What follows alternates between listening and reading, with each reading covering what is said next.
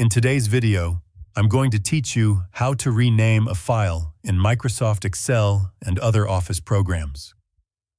Renaming your files is a simple but important step that helps keep your documents organized and easy to identify.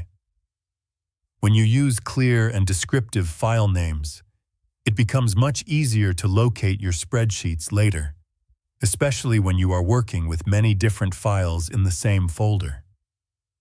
The first method is done directly from the folder where the file is stored. Begin by opening File Explorer and locating the Excel file that you want to rename. Navigate to the folder where the spreadsheet is saved until you can see the file in the list. Once you find the file, right-click on it to open the context menu. From the menu that appears, click Rename. The file name will now become editable. Carefully type the new name you want to give the file, making sure the name clearly describes the content of the spreadsheet. After typing the new name, press the Enter key on your keyboard. The file will immediately be updated with the new name while keeping all the data inside the spreadsheet unchanged. Another common way to rename a file is from inside Microsoft Excel itself. Start by opening the Excel file you want to rename.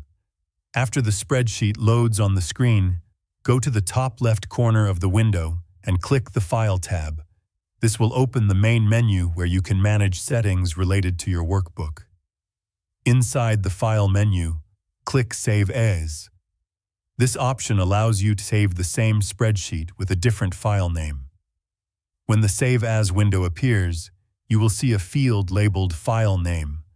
Click inside that field and type the new name you want to use for the file. Once the new name is entered, click the Save button. Excel will then store the workbook with the updated name. These same methods can also be used in other Microsoft Office programs such as Word and PowerPoint. Renaming files regularly is a helpful habit because it keeps your folders organized and prevents confusion when working with multiple documents. If you found this video helpful, let me know in the comments. Give it a like, subscribe to the channel, and don't forget to hit the notification bell.